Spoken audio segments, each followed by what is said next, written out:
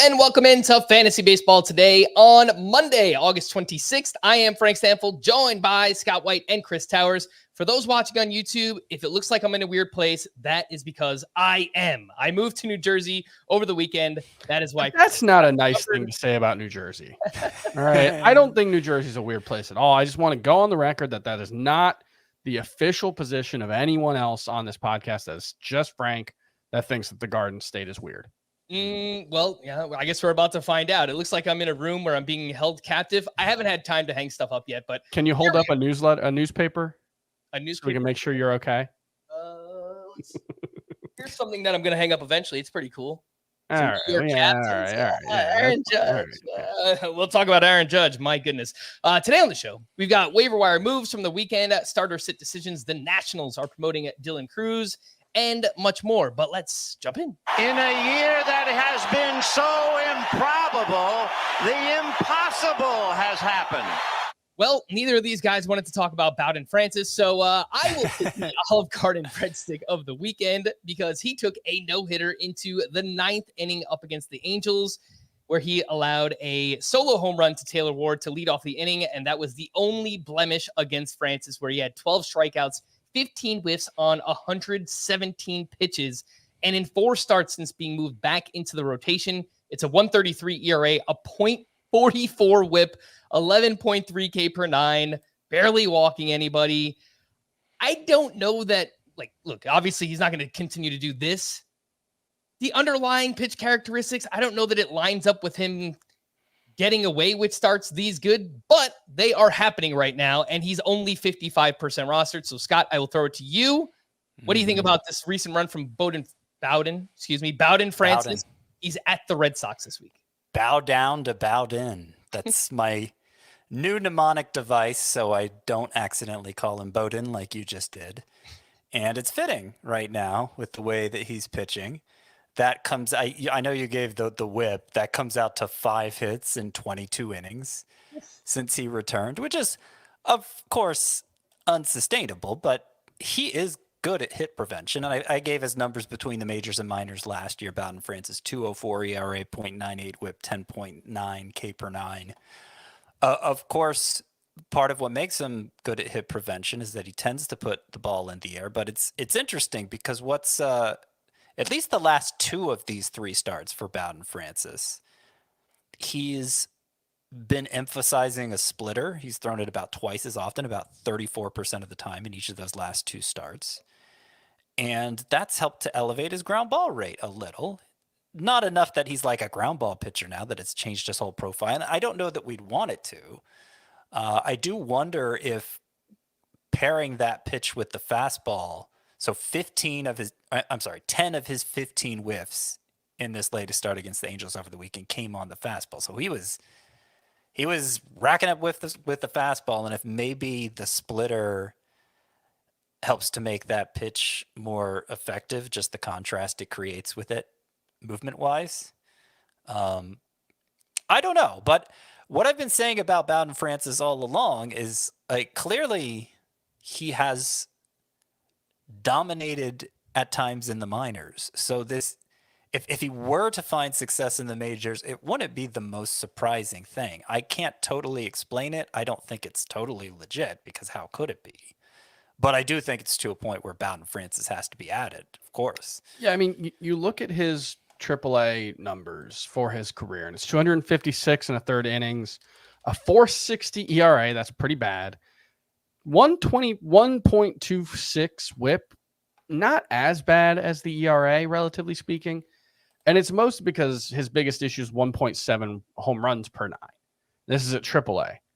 And I think that splitter, that's a brand new pitch for him this season. It wasn't something he threw before this. And that could just be the answer. That, this is a guy who had decent strikeout skills, had pretty good control, but just got clobbered on contact. And all of a sudden, he has a pitch that has been really good at suppressing hard contact and has been really good at creating ground balls, something that he didn't have before this. So I don't know, we're talking about a 28-year-old with a career 4.60 ERA at AAA. So I don't want to paint this picture that Bowden Francis is a burgeoning ace or anything, but Mm-hmm. I think he's about as interesting as any pitcher on the waiver wire right now. I think it's funny because we're having trouble like explaining Bowden Francis, and I feel like our analysis just contradicted each other's. Like, so like we have different explanations for what could be going on, Mm-hmm.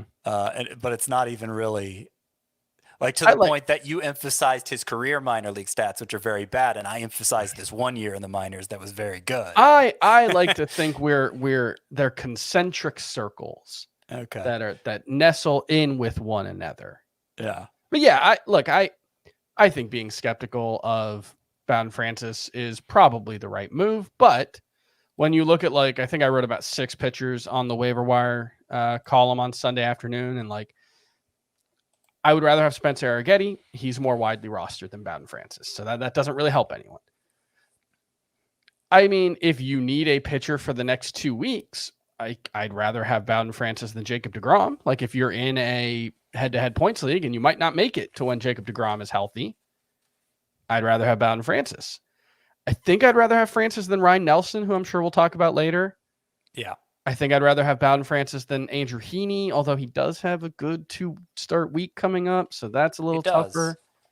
Yeah. So I think Bowden Francis is probably as interesting as anyone on the waiver wire. Bowden Francis's next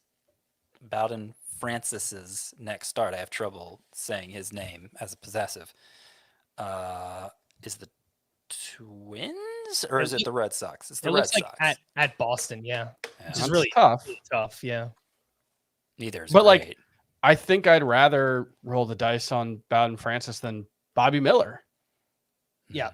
And we'll get to Bobby Miller in just a second. I think the bigger point here is that we've kind of been starved of waiver wire pitchers for a while now. I think Arrighetti, you're right, Chris, to kind of put him at the top of that list. But after that, I think Bowden Francis is the most interesting one that's come along in a while. So obviously just go out and add him. I don't know that you'd want to throw him right out there at Boston in a head-to-head points league. He's a SPARP too, so that obviously helps in that format. But yeah, he should be more than he's up to 57% roster now. Again, that's Bowden Francis. Chris, you just mentioned the name Bobby Miller. He is your player of the weekend. Yeah, this was Bobby Miller's first quality start since his first start of the season back in May. He was still getting hit really hard, but it was, we'll start with the good. 6 innings, 9 strikeouts, 0 walks. That's phenomenal. Got a decent amount of whiffs, 18 whiffs. Had the curveball and changeup working really well for him. 3 earned runs on 7 hits, 96.9 mile per hour average exit velocity. It's not a sign that Bobby Miller is all the way back, but we have literally had 0 good starts between the majors and minors from Bobby Miller basically since that first one. Now we have a second pretty good start. And so if you were looking for a reason to be optimistic, he gave you one. And if you were looking for a reason to not drop Bobby Miller, he gave you one. Is this enough to go out and add him? He's 51% rostered right now, I think. Like I said, I think I'd take Francis over him. After that, if Arrighetti's available, I'd rather have him. But putting Bobby Miller against Ryan Nelson and DJ Hers and Zebby Matthews and some of the other Matthew Boyd, some of the other waiver wire pitchers, if I didn't need to start one this week, I think I'd rather have Miller for the upside because I'm pretty sure the other guys are just streamers. One more 9 strikeout outing from Bobby Miller might be enough to convince me he's more than just a streamer. Well, I remember too what stood out about Bobby Miller last year other than performance, and that was that even as a rookie pitcher, hard-throwing rookie pitcher, he had a really diverse arsenal and threw his fastball only 29% of the time last year. Well, he had been throwing it 41% of the time this year, got it back down to 31, so very close to that 29% in this start over the weekend. Here's what he had to say about it. Leading up to the start, I was focusing a lot on curveball, changeup, mixing in a little bit of sliders, but, focusing on getting my strengths back. That's what I showed tonight. I was really able to focus in after those mistake pitches, referring to a couple of bad hits early on. But he was stressing there that, yeah, he was trying to get back to leaning more on that secondary arsenal instead of on a fastball that, while it has good velocity, isn't that effective. And I don't know that explains entirely the bounce back here for Bobby Miller, because 8 ERA previously, but it can only help. Yeah, and I don't want to downplay this start, but it was against Tampa Bay, and they do swing and miss a lot. So the 18 whiffs on 96 pitches are fantastic. He also allowed 10 hard hits and a 96.9 average exit velocity. Although, tell that to Taj Bradley, who also has been giving up lots of hard contact recently. I do agree with your analysis, Chris. I think it's all about utility. If you need a pitcher for this week, I am not putting Bobby Miller near the top of that list. But if you want to play, I guess, how do we say the long game now? Yeah, I mean, I think it's more just like a roto versus head-to-head, right? Like, it's like, well, almost every head-to-head points league now is you win this week or your season's done. So it's like, it doesn't really matter if Bobby Miller might have more upside in 3 weeks, you know? But I think you're right.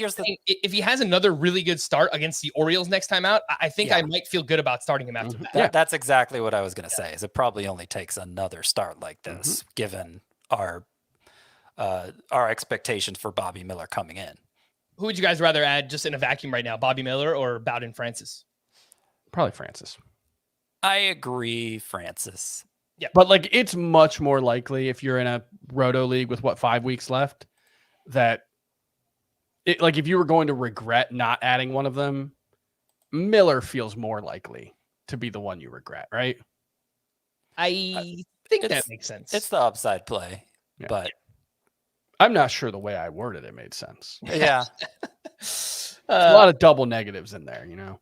All right, Scott, let's go to you, your player of the weekend.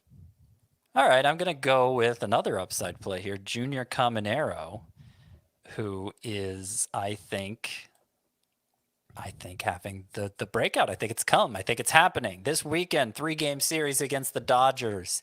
He went 6 for 13 with 2 home runs and 2 doubles. But it wasn't just the production that stood out for Junior Caminero. He had 7 of the 9 hardest hit balls in that series. 7 of them belonged to this rookie Junior Caminero. And a series that Shohei Ohtani was playing in, mind you, and had a couple home runs himself. So, I mean, that's what we always heard about Junior Caminero in the minors. He hits the ball harder than any minor leaguer.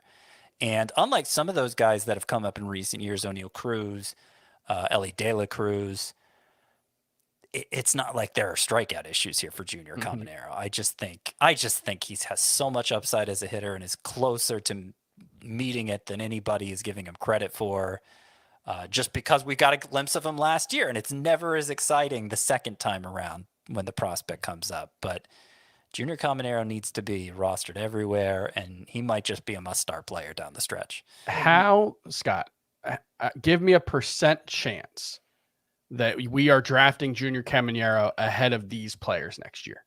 Jackson Holiday. 50%? I was going to say like 75%. He's slowed down quite a bit himself. Well, Jackson Churio. I'm going to say like 20%. Jackson Merrill. 15%. Okay. James Wood.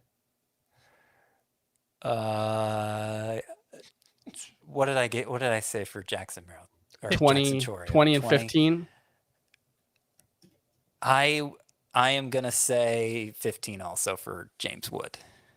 I would think just because of the speed factor, there's no chance that Caminero would go ahead of those other 3, Wood, Churio, and Merrill. There's still a month left to go. I feel pretty good saying I think Caminero will be drafted ahead of Holiday next year. I think so, yeah. Yeah, there's a long way to go, but I don't know. I think you guys are maybe fading Holiday a little too fast there. I'm not even saying that's how I would rank it. Yeah. I just, if Caminero plays to his potential and Holiday continues to be a bit more all or nothing than expected, I think it'll be easy for folks to talk themselves into Caminero ahead of him. Okay. I I'm would doing not, a little psychoanalyzing. Yeah. And I should specify those percentages were for roto leagues. I think it'll be closer in points leagues where you don't have to factor in the steals disparity as much. Yeah. Before we hit the break, I mean, obviously, we just have to mention what Aaron Judge and Ohtani are doing right now. It is not human. They are so amazing. These guys, like, we are privileged to be able to watch them right now. Judge 3 more home runs this weekend, including 2 on Sunday. That brings him to 51 on the season. And my condolences to anyone who faced Judge in a head-to-head league this week, like I did in the Scott White Dynasty. He put up like 55 fantasy points. So great. Oh man, would have been great if he put up 99. Well, you know what? It's a 2-week period, right, Scott? So there's a chance he could get to 99 at the end of it. Ohtani, 2 for 5 with a sock in his shoe on Friday, added another home run on Saturday. He's already at 40-40 with a month left to play. And just to be clear, because I'm sure a lot of our listeners don't quite have a context for what points are worth. 55 in 1 week.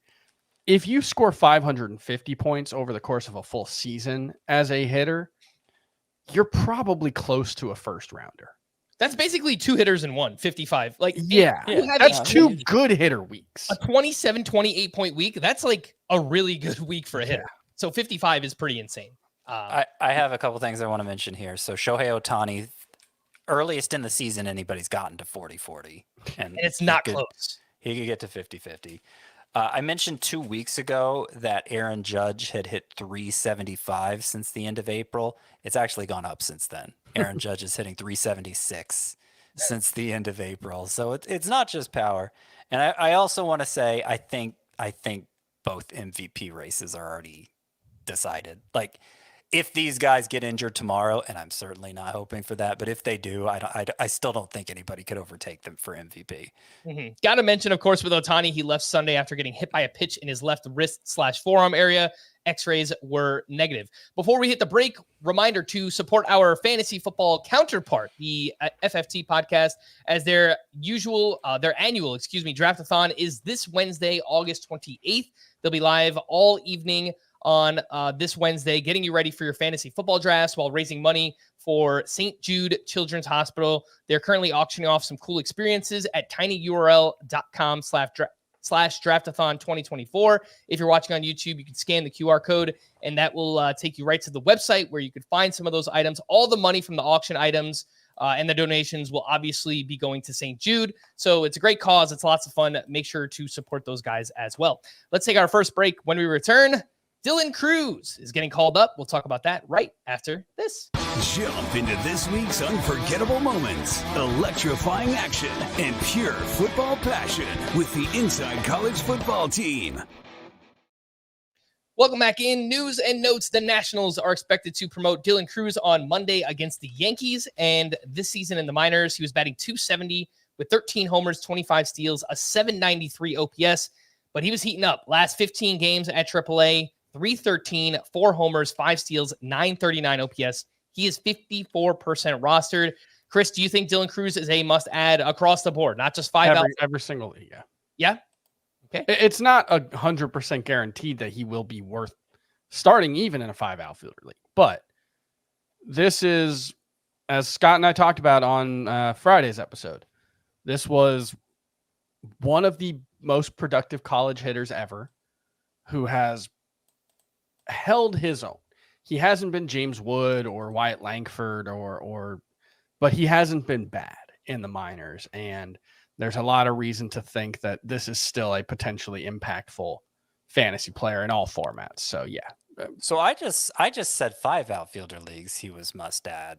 I only got him up to 46th in my outfield rankings, I think, which would put him out of the 3 outfielder range. Not that he's unrosterable there, and obviously there's a case to be made for taking a shot on upside in any format. But I don't know. Somebody asked me on Twitter, would you drop Elliot Ramos for him? And I was like, no. Yeah, I wouldn't do that. No.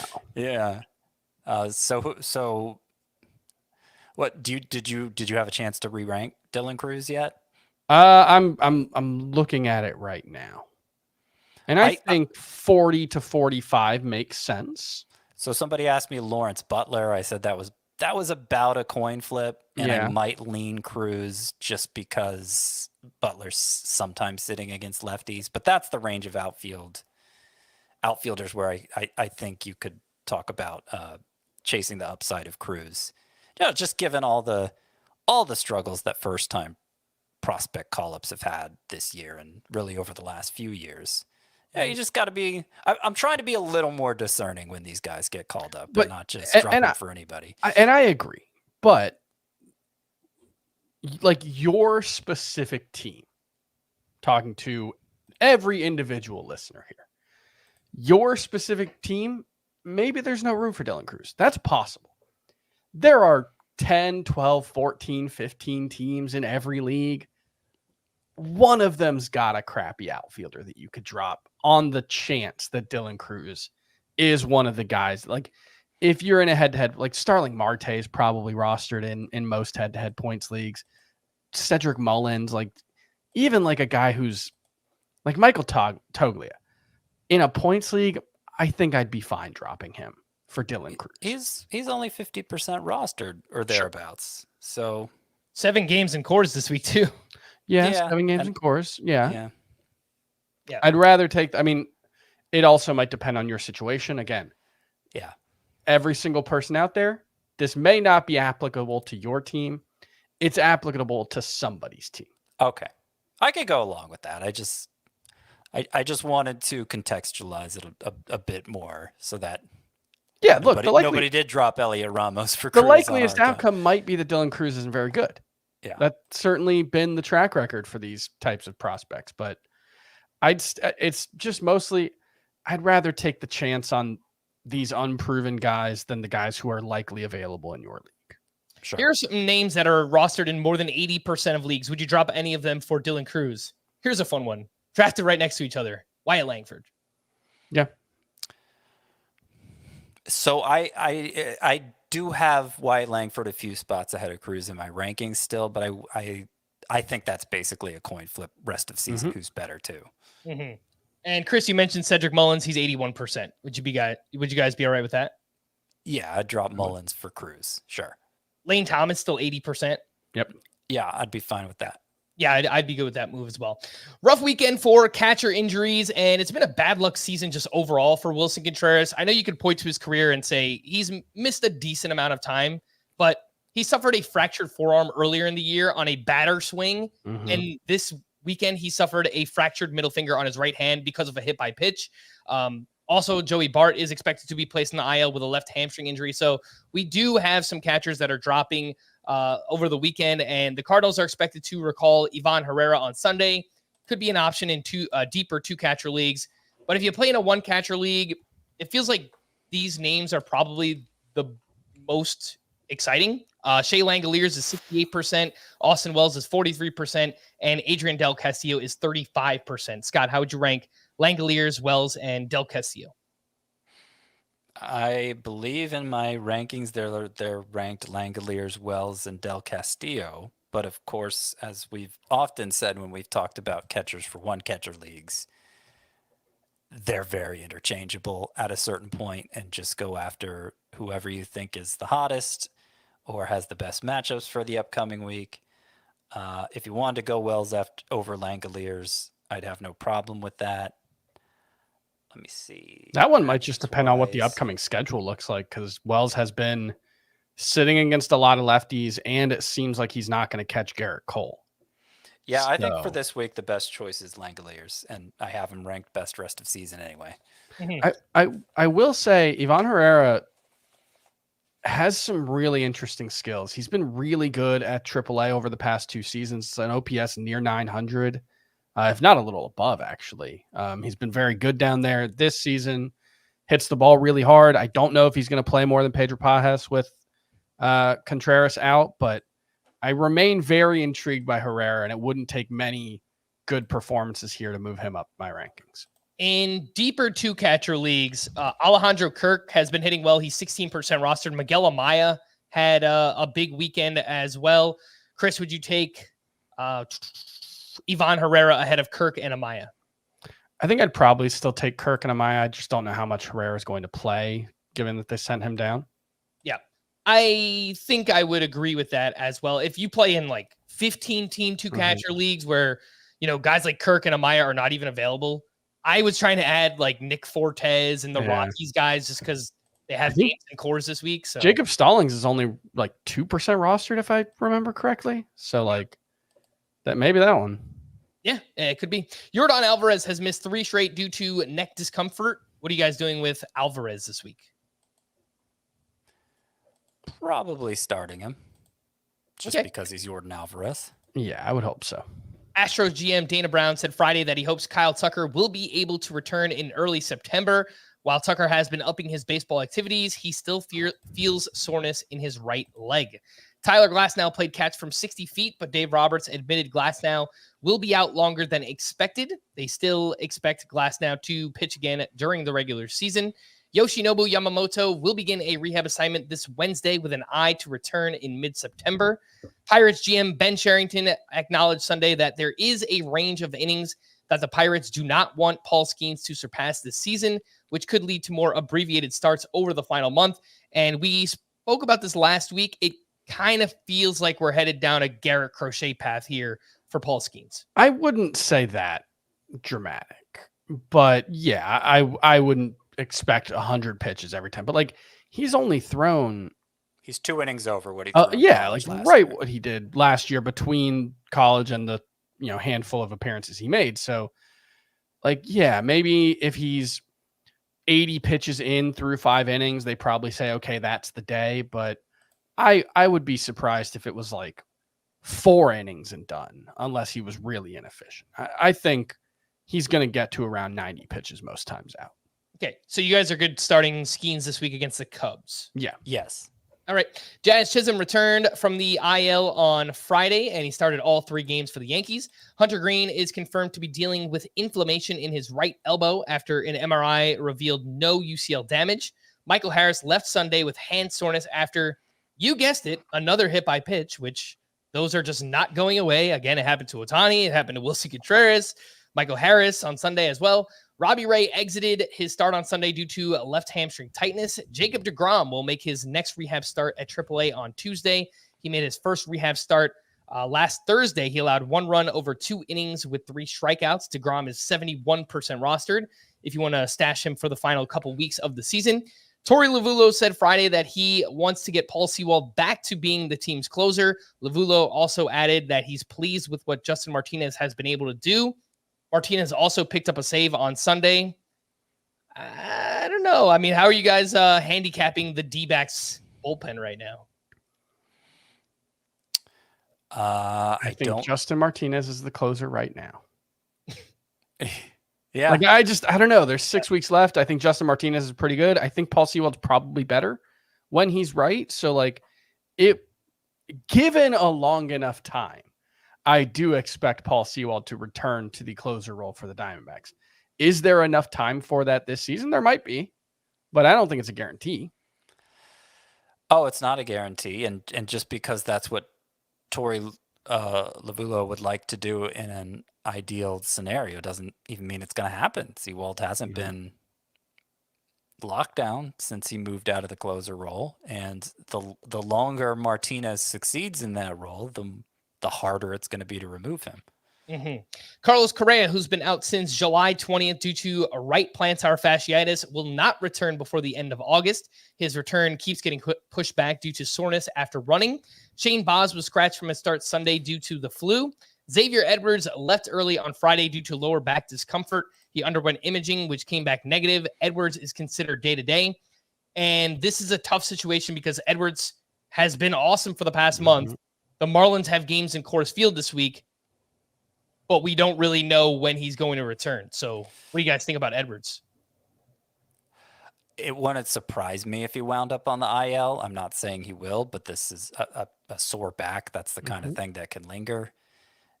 So I would try not to start him this week, even though you love the series at Coors Field. And yeah, he's been must start since he got called up, basically. I'd try to avoid it, though.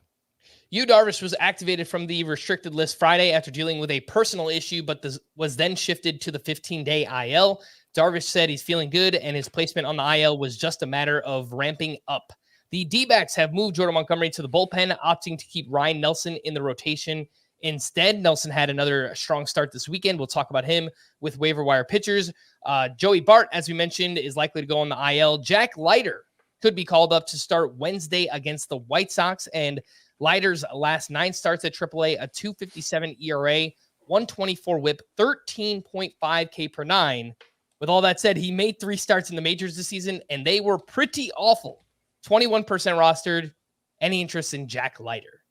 I have some interest. I can't say in like a 12-team points league that I look to add him anywhere, but yeah, I think he's clearly at least pretty talented, and it might be, Scott, I think we were talking about it in Thursday's podcast. Like, he might still be too fastball dependent, and when you look at some of the underlying numbers, that seems to be the case. And if the fastball is not really, really working for him, he tends to get hit pretty hard. So yeah, it can go wrong, as we've seen, but I think there's some upside here. Sure. I'm seeing he was less homer prone during that 9-start stretch. Still a lot of walks. Mm-hmm. Yeah, there's definitely talent for Jack Leiter. I just, there's talent for Joe Boyle too. Yeah. So I think I'm to a point with Leiter where I gotta see it actually begin to take shape before I get excited about him in fantasy. Agreed. The only thing I'll add is if you are desperate in a deeper league, he gets the White Sox. So Yeah. That could go well. Anybody could look good against the White Sox. So even Jack Leiter, I think that's a possibility. Somewhat related to this, with Jack Leiter likely getting called up to the majors, Kumar Rocker has been promoted to AAA, and he has been awesome in his return from Tommy John surgery. It's a 2.03 ERA, a .90 whip, 37 strikeouts over 26 2/3 innings. It's a really small sample. He hasn't completed 5 innings in a start yet, but this is a former, top pitching prospect in all of college baseball before he got drafted. So I think there still could be some talent here. And, if you held on in a dynasty league, there might be something there. Yeah. Kind of screwed up that they didn't let them be teammates again. Yeah, right. As soon as one gets called up, the other one takes his place on the team. Other players who went on the IL this weekend: Andrew Abbott with a left shoulder strain, Alex Call with a partial tear of the plantar fascia in his left foot, Javier Baez due to lumbar spine and hip inflammation, and Paul Blackburn due to a right hand contusion. Let's get back into waiver wire pitchers. And again, I think we're mostly going to focus on matchups from here on out. But the first group included Bowden Francis, who we spoke a lot about, Bobby Miller as well. Bobby Miller gets the Orioles this week. 2 other names that are pretty highly rostered at this point. Ben Lively turned in another quality start this weekend, and he gets the Pirates this week. That's a great matchup. And Cody Bradford continues to pitch well. His last 4 starts is a 2.63 ERA, a 104 whip, and he gets the Oakland A's this week. Scott, how would you be ranking? I guess if we're just going based on matchups, Bradford, Ben Lively, Bobby Miller, and Bowden Francis. Well, I don't know that I'm ready to go just based on matchups. How do you just rank the group? Okay. Yeah, no, Francis and Bobby Miller clearly 1 and 2 here. Most Agreed. exciting. I don't know that I'm ready to start either of them next week, but there are weeks beyond this week unless your league just happens to end early. If you need somebody for this week, Cody Bradford is at the top of the list, and I'm starting to come around to him as being a respectable, not much roster type in fantasy, but he has strengths. He has strengths. His fly ball rate is close to 50%. His walks per 9 is 1.5. So he is on 2 fronts really good at preventing base runners. Mm-hmm. And has been pitching deep into games. I believe this was his 3rd straight start of 6 innings or more over the weekend, Cody Bradford. And yeah, pretty good matchup upcoming against the Athletics. Mm-hmm. And Cody Bradford is a SPARP. So if you play in a points league, you can use him in a relief pitcher spot.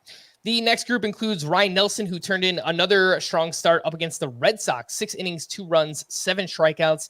Last 9 starts for Nelson, 2.76 ERA, a .95 whip. David Peterson also continues to pitch well. He was at the Padres, 7 1/3 innings, 1 run with 2 strikeouts, 5 starts in August. It's a 1.71 ERA and 1.07 whip.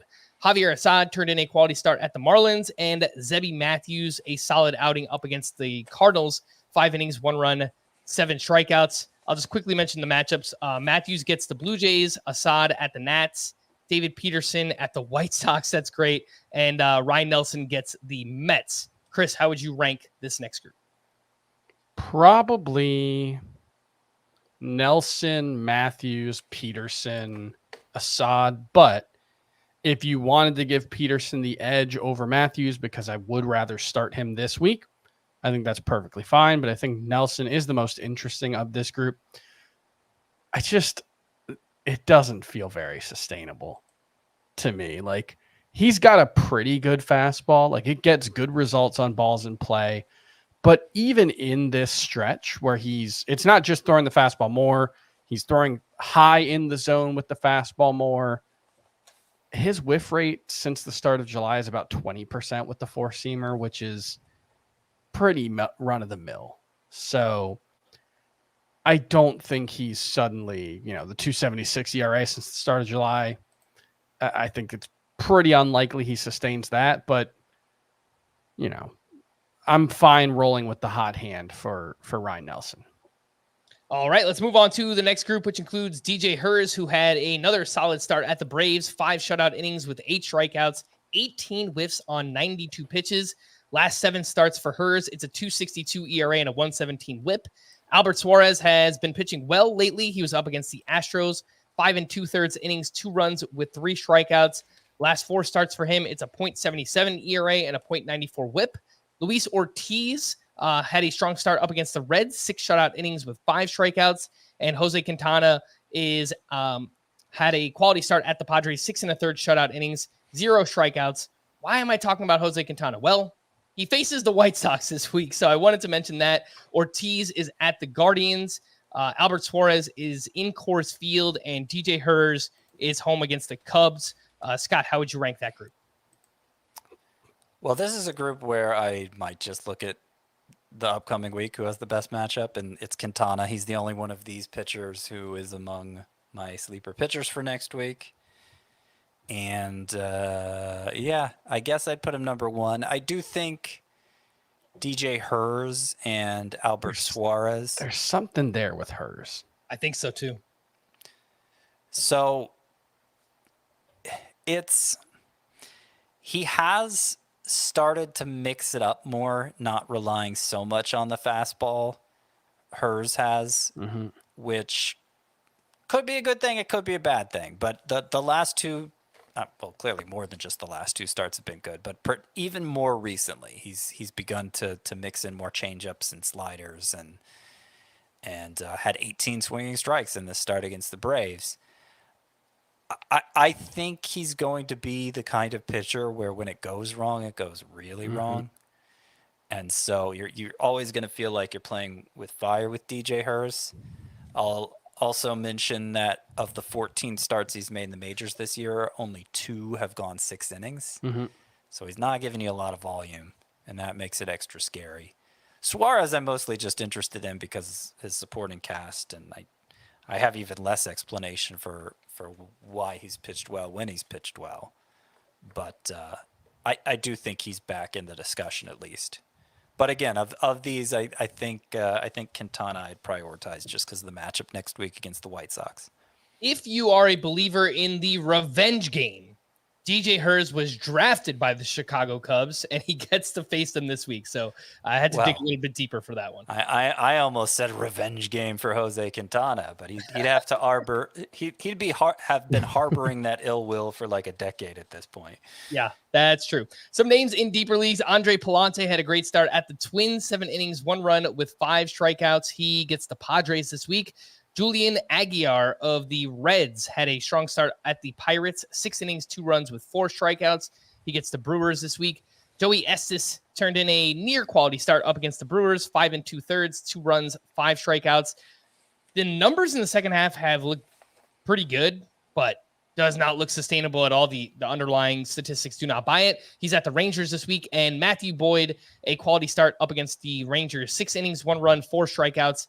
He gets the Pirates this week. Chris, these are pretty deep league names, but any interest in Boyd, Estes, Julian Aguiar, and Andre Palante?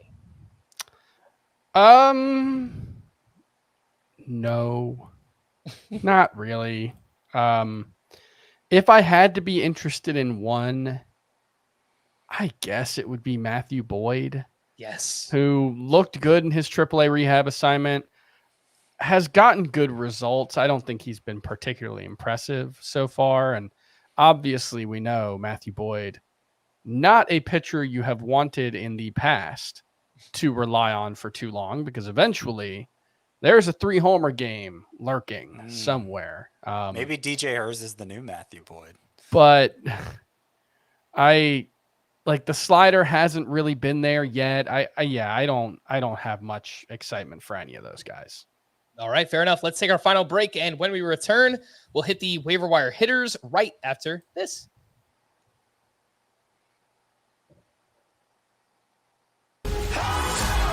America's Service Academies kick off their seasons right here on CBS Sports Network.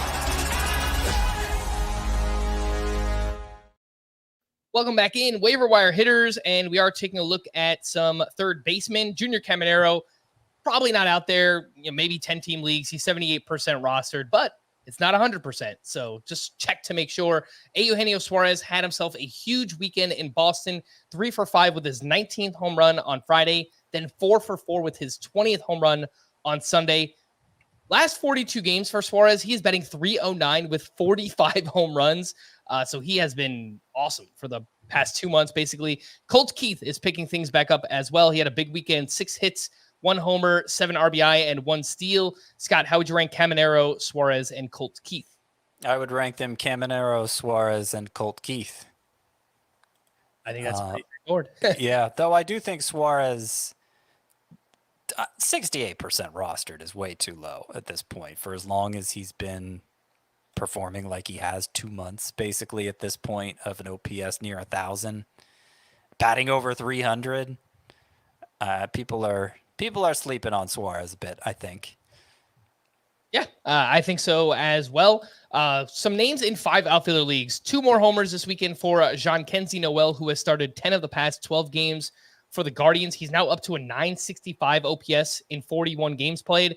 And Pete Crow Armstrong has quietly turned things up lately. Last 25 games, he's batting .289 with 4 home runs, 12 runs scored, 14 RBI, 5 steals, and an OPS over 900. He also is playing every single day. Chris, who do you like more in 5 outfielder leagues, Jean-Kenzie Noel or Pete Crow Armstrong? You said you didn't specify points versus roto, right? Well, you can. But I don't think your analysis matter. Man, this is tough because like Noel is starting to play pretty much every day, including against righties, which he wasn't doing early on, and he's not been good against righties. 687 OPS, 26 strikeouts, and 75 plate appearances. He has 8 home runs in 49 plate appearances, or 7 home runs in 44 plate appearances against lefties so far this season. He has a 12-16 OPS against lefties. So Noel seems to have some pretty obvious limitations, but I think the power is legitimate, and I do like adding him quite a bit. Pete Crow Armstrong is probably the better roto option, though. The speed is legitimate, and he's one of those guys that, like, if he can just be a decent hitter, he might be an all-star caliber player. And maybe he just never gets to much more than decent. Maybe he's just Kevin Kiermaier, and he maxes out as like a 15-15 guy. I think the speed's a little better, but the last 100 plate appearances for Pete Crow Armstrong, xWOBA's up to 344. League average is 315. If he could be even a slightly above average hitter, I think he's a star caliber player in real life and a really good fantasy option because the speed is truly elite and he's running a lot. So I'll give Pete Crow Armstrong the edge there. So Crow Armstrong, I hadn't noticed until this big weekend how much less he was striking out this year, only 22%. When last year he was striking out a ridiculous clip. That's part of the reason I was down on him. In the majors, I mean. It wasn't so bad in the minors. There are some underlying plate discipline issues there if you want to look at the zone contact rate and that sort of thing. There are reasons beyond strikeout rate to wonder if Pete Crow Armstrong is what's the word I'm looking for? A stable enough hitter, maybe, Mm-hmm. to find consistent success in the majors. But the arrow is pointing up for sure, especially since he's playing every day. Mm-hmm. And just to underscore the point about Noel, you think the power for Jean-Kinsey Noel is legit. Only 17 major leaguers have hit a ball harder than him this year. And that's, Noel hasn't been in the majors that long. Only 17 players have hit a ball harder than him. And that does not include Juan Soto and Kyle Schwarber. They're right behind him in terms of hardest hit balls. So yeah, that is legit power for Noel. He's hot right now. I think they're both probably must add in 5 outfielder leagues. Pick up Dylan Cruz before them, of course. But they're definitely making waves for sure. When he got called up, my first thought, looking at his stats and looking at him, is this was Framber Reyes 2.0. Yeah. It's kind of looking like it. Yeah. So far, we'll see. Again, that was Jean-Kinsey Noel that we were talking about. 2 names if you need a middle infielder. Connor Norby has been raking since being called back up. He had 2 home runs and a steal this weekend. 6 games since being recalled. He's got 9 hits total, 2 homers, 1 steal. He has led off 2 games in a row with Xavier Edwards hurt. And Norby, 18% rostered. He's got 7 games this week, 4 of those in Coors Field. The other name here is Geraldo Perdomo, who's having a big August, 325 batting average, 3 home runs, 4 steals, a 925 OPS. Scott, if you're just looking for a middle infielder, 12-team roto or deeper, who do you like more, Connor Norby or Geraldo Perdomo? Norby. There's, I understand Perdomo's had a big August. I don't think there's a lot of offensive upside there. Mm-hmm. And Norby, I'm not sure there is either, but he was very productive in the minors. He has a swing that's geared for home runs that I didn't think would work in Baltimore, but there's a chance it'll work in Miami. And after the big weekend he just had, I think Norby is deserving some looks in deeper leagues. Yes, and he gained third base eligibility on CBS. So I had a league where I hadn't had a good Austin Riley replacement yet, and I think I'm just going to throw Connor Norby in there, especially with those matchups this upcoming week. 2 names in much deeper leagues. Addison Barger is making some noise for the Blue Jays lately. He's got 2 home runs this weekend. He started 8 of the past 9 games. He is a player that formerly had some big prospect pedigree as well. He's only 3% rostered. And Jose Tena, who plays for the Nationals, he actually came over in the Lane Thomas trade. He went 3 for 4 with his first career home run on Saturday. And in 11 games so far with the Nats, 359, 1 homer, 1 steal, 852 OPS. Chris, anything here? 15-team roto leagues or deeper, Addison Barger and Jose Tena. Jose Tena's kind of interesting. Maybe. I like him a lot. He's played 120 games at AAA in his career. He's at 298. Decent amount of strikeouts, so I don't think the batting average is all that projectable. But 23 homers, 15 steals in that stretch, 865 OPS. I think there could be a useful player here. And I've said it a few times, but one thing that I think the Nationals deserve some credit for is during the midst of this teardown, they have done a good job of mixing and matching these guys who in other organizations might be viewed as kind of quad A type talents. And they're just giving them opportunities. And sometimes they flop, but they've gotten decent, partial seasons or full seasons out of Joey Meneses. They, Lane Thomas is someone that they turned into a little bit of a prospect haul. So I like the way they've handled this. And Jose Tena, I think, is a pretty interesting name in a deeper roto league. So at least during his time with Cleveland, which was 90% of his games, his AAA games this year, Jose Tena, average exit velocity 91.5 miles per hour and max of 112.1. That is legit. And you wouldn't know it by looking at him because he's kind of smallish, but I think there's legit talent there with Tena, and I'm glad he's getting a chance with the Nationals that he didn't get with the Guardians. I did just want to mention for Barger, I had some bids in on him in deeper leagues just because the Blue Jays have 7 games this week. They're all against right-handed pitching. So I do think maybe he sits out 1 game, but he plays the majority, if not all of those games. That's Addison Barger with the Blue Jays. Starters sit these pitchers this upcoming week, and these are names that are kind of fringy. They've had some ups and downs. We'll start with Carlos Rodon, who had a great start against the Rockies, 6 shutout innings with 5 strikeouts. And over his last 6 starts, he has a 2.67 ERA and a 1.07 WHIP. 79% started. And at the Nationals this week, Chris, what do you think? Start or sit Carlos Rodon?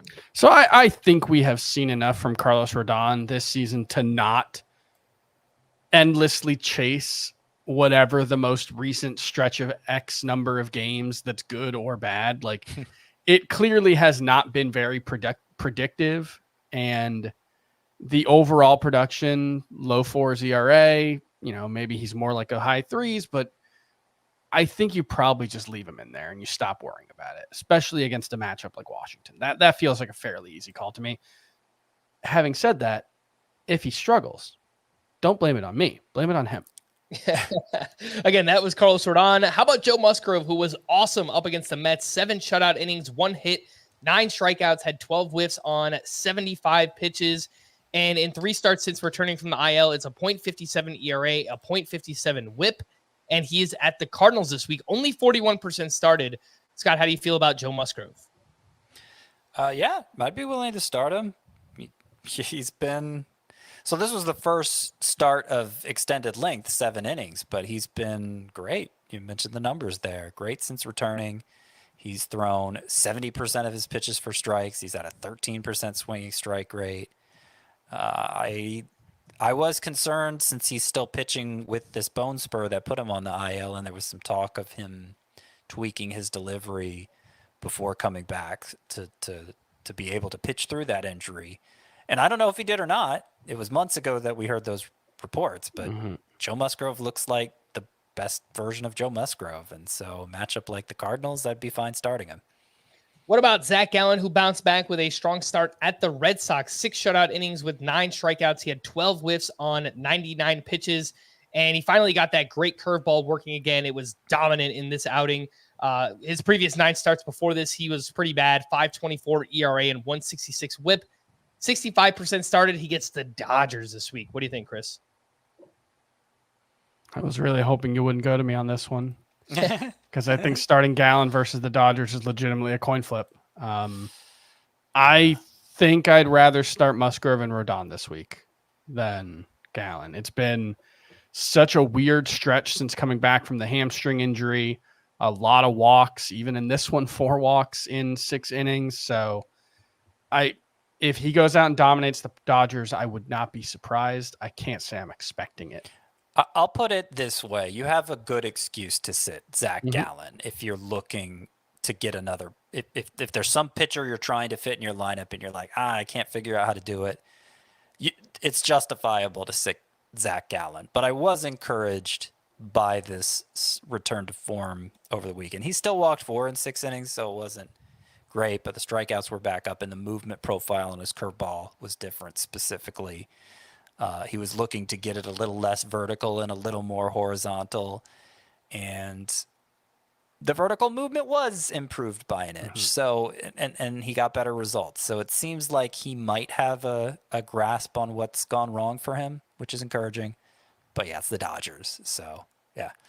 Would you start someone like Andrew Heaney, who has those 2 great matchups, the A's and the White Sox, over Zach Gallen?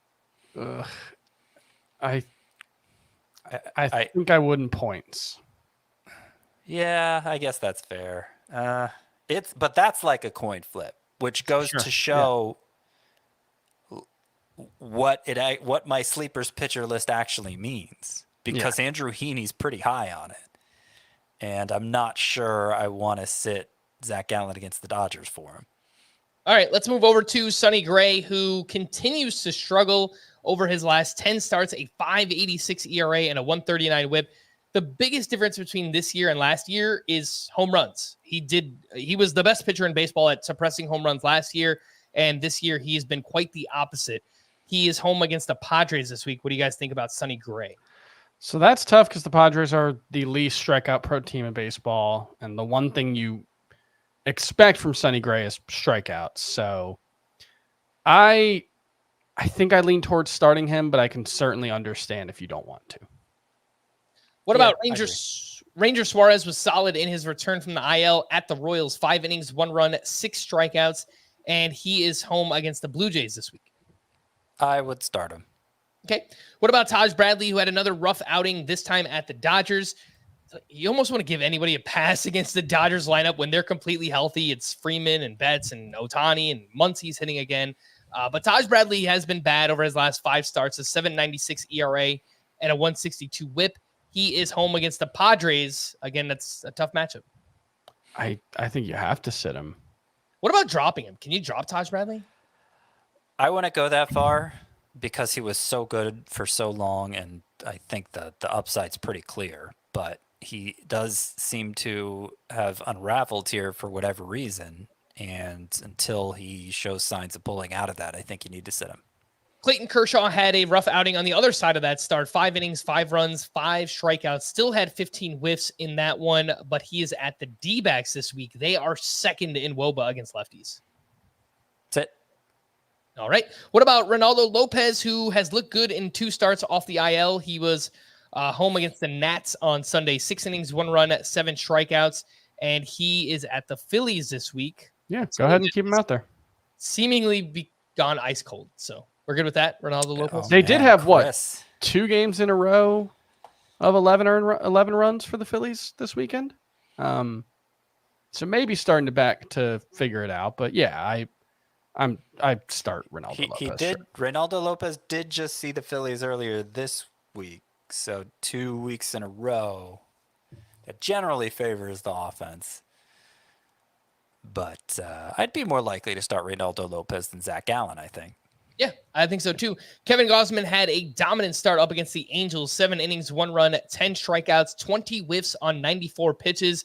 And he changed up the pitch mix in this one. He actually threw more sinkers and sliders, which is not something we normally see from Kevin Gausman. He is at the Twins this week. What do you think about Gausman? I guess it's good that he's trying something different. Even the good starts he's had recently, the strikeouts have been low, so that he got away from his bread and butter, and that's when the strikeouts ticked up again, 10 of them in 7 innings, is a head scratcher. And I don't know that it's going to be revitalize him long term. I think he's startable, but I'm not eager to start Gausman. Yeah. Okay. What about Seth Lugo, who looks like he's getting hit with some regression right now? 5 1/3 innings, 11 hits, 6 runs this weekend, and last 8 starts, he has a 5.58 ERA and a 1.32 WHIP. He's at the Astros this week. Yeah, you sit him. I think I don't know. I don't know if Lugo's used up his startability for this year. I think if the matchup was good enough, I'd do it. But it seems like seems like all the regression is coming right now.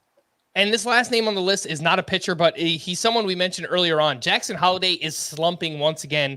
His first 15 games after being recalled, he hit .286 with 5 home runs, 14 RBI, a 940 OPS, and a 27% strikeout rate. His last 9 games, he's batting .074 with a 34% strikeout rate. Are you guys okay benching Jackson Holliday this week? He does have 3 games in Coors Field. Yeah, I'm starting him with the 3 games in Coors Field, even as bad as he's been. Yeah, it's a roto versus head-to-head thing, and more specifically, it's a does your league have a middle infield spot or not? Because if it does, then I think you have to go deep enough into the middle infield pool you have to go so deep that it turns Holiday into a starter. But if you don't have those middle infield spots in your league, it's not even 100% rosterable, I would say. Let's get into the rest of the leftovers from the weekend, and just want to highlight Brian Wu continues this awesome run. 7 innings, 2 runs, 7 strikeouts to 0 walks. He had 16 whiffs on 94 pitches, 5 starts in August, a 1.59 ERA, .68 whip. He has gone at least 6 1/3 innings in 5 straight. He's thrown 85 plus pitches in each of those. It's wild because through the end of July, he was averaging 70 pitches per start and fewer than 5 innings per start. He had like a 19% strikeout rate, and he had like a 2-something ERA. And I was like completely out on Brian Wu. He was getting hurt every other start. Like, it just didn't seem like there was anything sustainable there. And then all of a sudden, August rolls around. He's averaging like 90 plus pitches per start. He's going deep in his games consistently. He's going less fastball heavy and finding success. It's not a question of talent. The fastball's elite, but he's throwing other pitches and still finding that success. He's finding more success. He's pitching deep into games. Seems to be healthy. I think Brian Wu looks like a must-start pitcher as long as he's healthy right now. All right, some other pitching leftovers. Hunter Brown continues to rack up quality starts. He was at the Orioles, 6 innings, 2 runs, 6 strikeouts there. Shota Imanaga turned in a strong start up against the Marlins, 7 innings, 2 runs with 3 strikeouts. Pablo Lopez was great against the Cardinals, 7 shutout innings with 9 strikeouts. He had 21 whiffs on 96 pitches, and over his last 11 starts, a 2.65 ERA and a 1.01 whip. Gavin Stone had himself a monster 2-start week. He faced Tampa Bay this weekend, 7 innings, 1 run with 7 strikeouts. And in those 2 starts, 14 innings, 1 run, 17 strikeouts for Gavin Stone. Scott, anything to add on Stone, Lopez, Imanaga, and Hunter Brown? Man, I wish I had Gavin Stone higher in the 2-star pitcher rankings for this past week. Would have been nice to get credit for that. But he was so bad prior to these 2 starts. And they both were good matchups. But I mean, his third start prior to these last 2 was pretty good. Okay, yeah, it was decent. The very last one, but it was like pretty horrible before that. I don't think he had gone 6 innings in a start since that complete game he had at the end of June. And I'm not really seeing what's changed for him. Obviously, the results are a lot better. His changeup has been up a little in velocity. He's starting to slider a little bit, isn't he? A little bit more. He did in the first of the 2 starts, but it was kind of back to normal in this one. And it's not like it was a huge difference, even in the one where he threw it more. He mentioned something about crediting Mark Pryor and the Dodgers coaching staff for helping him fine-tune his delivery. And so maybe there's some kind of small mechanical tweak that helped set Gavin Stone back on the right path. I don't really know, but it was really good these last 2 starts. What's his matchup upcoming? I can search that up real quick. Looks like the Diamondbacks. So I'm not sure I'm ready to plug Gavin Stone back in, except in deeper leagues. But I would have been dropping him prior to this 2-start week, frankly. And now that's obviously not the case. Yep. And one bad outing worth highlighting. He's prone to a clunker. I think that's all right because he's been so good for so long. But Blake Snell at the Mariners, obviously we were looking for a great start and a great matchup. He did throw 3 no-hit innings, but he also had walks in this one. Objectively the funniest pitcher in baseball. I love this. He goes on like a historic run of dominance after a historic run of futility, and then is the only pitcher so far this season to have a game where he started, gave up multiple earned runs without giving up a hit. He's hilarious. I think Blake Snell is just a marvel, and I love that for him. Some hitting leftovers from the weekend. Brent Rooker continues his breakout, 3 for 4 with his 30th home run.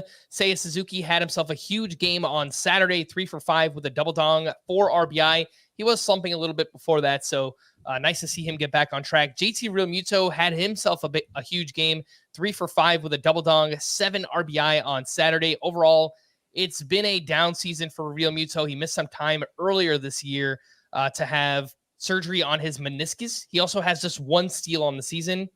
Wouldn't surprise me if that is due to the knee injury that he had earlier on. Francisco Lindor continues his great season as well, 2 for 4 with a double dong, 5 RBI on Saturday. And Elliot Ramos is picking things back up. Last 7 games, 346 with 3 home runs. Anything to add here? Ramos, Lindor, Realmuto, Suzuki, and Brent Rooker. All right, 2 things. 1, really rooting for Elliot Ramos to get 10 more home runs because the Giants have not had a 30 home run season since Barry Bonds, and that is one of the wildest stats in professional sports right now. Especially when you consider they won 3 World Series during that time. It's crazy. And Scott did say Shohei Ohtani's running away with National League MVP. just want to point out Francisco Lindor now leads the National League in wins above replacement, according to Fangraphs. So I hope we all agree to not have the memory of a goldfish next April if he starts out hitting 170 for 2 weeks and people stop freaking out about it. Well, They Chris, won't. the people that need to hear that don't listen to the podcast anymore at this time in the year. So That's why they're always freaking out. They stop paying attention to baseball too early. That's exactly right. I will also mention Shohei Ohtani well ahead of Francisco Lindor in baseball reference. No, that's fake numbers. Fake numbers. Watch like a game. I like get baseball your reference. get your head out of the Fangraphs war. spreadsheets.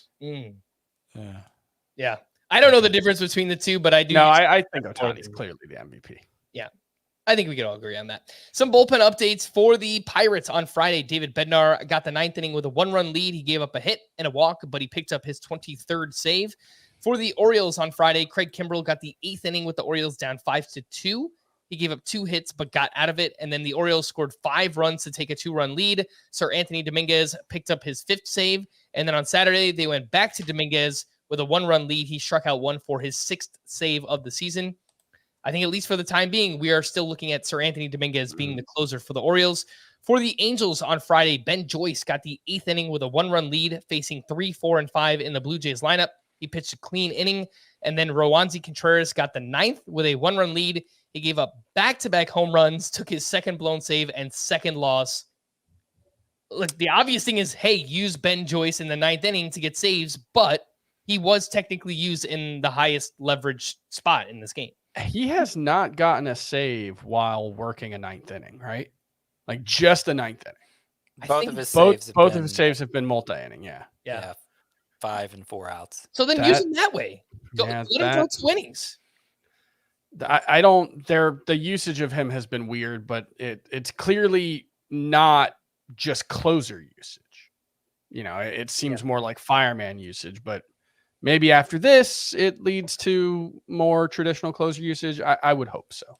Yep. For the Cubs on Friday, Porter Hodge entered with 2 outs in the 7th. The game tied runners on 1st and 2nd. He struck out Derek Hill. The Cubs took a 1-run lead. Hodge stayed out for the 8th. He struck out 2 more. And then Jorge Lopez then got the 9th inning with a 3-run lead. He struck out 2 for his 4th save. Who do you guys think gets the next save for the Cubs? Is it Lopez or Porter Hodge? I think Lopez. I was dropping more fab dollars on him than on Hodge, though. I was putting in some bids on Hodge too. Hey, it was a revenge game. They had to get Lopez to save. Is that true? He was on the Marlins for like 3 weeks last year. Oh, I did not remember that at all. For the Royals on Friday, Lucas Erceg pitched a clean 9th inning for his 7th save. For the Tigers on Friday, Jason Foley picked up his 17th save. For the Giants on Saturday, even with Camilo Duvall back with the team, Ryan Walker got the 9th inning with a 1-run lead. He struck out 2 for his 3rd save. For the Dodgers on Saturday, Michael Kopech got the 8th inning with a 2-run lead, facing 7, 8, and 9 in the Rays lineup. He gave up a run on a walk and 2 hits. And then Evan Phillips got the 9th inning with a 1-run lead. He gave up a solo home run, took his 3rd blown save, and the Dodgers would eventually lose in extra innings. And then on Sunday, Kopech and Phillips were both unavailable, and it was lefty Anthony Banda who pitched a clean 9th inning for his 2nd save. Seems like Daniel Hudson is completely out of the mix because he hadn't pitched since Tuesday, and they didn't even give him a look on Sunday. Yep. I still think Kopech's the one to have here, but it's pretty messy. And then for the D-backs on Sunday, as we mentioned, Justin Martinez picked up his 6th save of the season. To stream or not to stream on Monday, some options. Jameson Taillon is at the Pirates. Kyle Gibson gets the Padres. I don't like any of these guys. Ty Madden was kind of a pitching prospect for the Tigers. He's had a terrible season. He's making his major league debut. It's at the White Sox. I think we've just reached a point where it's really hard to justify anyone in this rostership range unless you're just desperate. Yeah. Which is what I keep saying for the weekly streamers too. Mm-hmm. So for the desperate, I will suggest Kyle Gibson against the Padres. No. I'll suggest Jamison Tyone at the Pirates. Okay. Sure. Yeah. Worth mentioning the schedule on Monday. I should have mentioned this earlier during the news and notes, but there is an early game. There's a doubleheader at 1 p.m. It's the Royals and the Guardians, and then there's a suspended game which starts at 2 o'clock, I believe. So I need to clarify something here. The suspended game is going to be close to a full game because it was suspended in the second inning. That's between the Blue Jays and the Red Sox. And I saw Nick Pivetta is pitching in that game. So Nick Pivetta is not going to be a 2-star pitcher because you're not going to get credit for that suspended game in head-to-head leagues. Roto leagues, you'll get credit for it, but only for how your lineup was set way back in June when the game started. And to highlight the more important news, I believe Danny Jansen will be taking over at catcher in a plate appearance that he began on the opposite side of the game back in April or May or whatever it was. It's so crazy, man. First time that's ever happened in Major League history. It's phenomenal. Yeah. I love that baseball has existed for 8,000 years and they play 4 million games per season, and there are still things that have never happened before. It's crazy stuff. To stream or not to stream on Tuesday, we have Jeffrey Springs at the Mariners. Yep. Eduardo Rodriguez gets the Mets. Andrew Heaney at the White Sox. Tobias Myers gets the Giants. Woods Richardson gets the Braves. I think it's Springs, Heaney, Rodriguez. Gavin Williams and Lorenzen are facing each other. Yeah, Springs moved up to my top sleeper pitcher for the week, even with just this one start Tuesday, is against the Mariners. But since we talked up Kyle Harrison as a 2-start sleeper for this weekend show, I need to mention also he's no longer a 2-star pitcher. For the second straight week, he looked like he was going to be a 2-star pitcher, but he is not a 2-star pitcher. Just one start for Kyle Harrison this week against the Brewers. So consider that when setting your lineups. But back to the segment at hand. Daily streamers, Tuesday. Yeah, Springs at Seattle, Heaney at the White Sox. And who's the third one you said, Chris? Tobias Myers against the Giants? I think I said Eduardo Rodriguez. I like Tobias Myers more. All right, we are going to wrap there for Scott and Chris. I am Frank. Thanks as always for tuning in to Fantasy Baseball today. Please make sure to follow and leave a 5-star rating on Apple or Spotify, and we will be back again tomorrow. Bye-bye.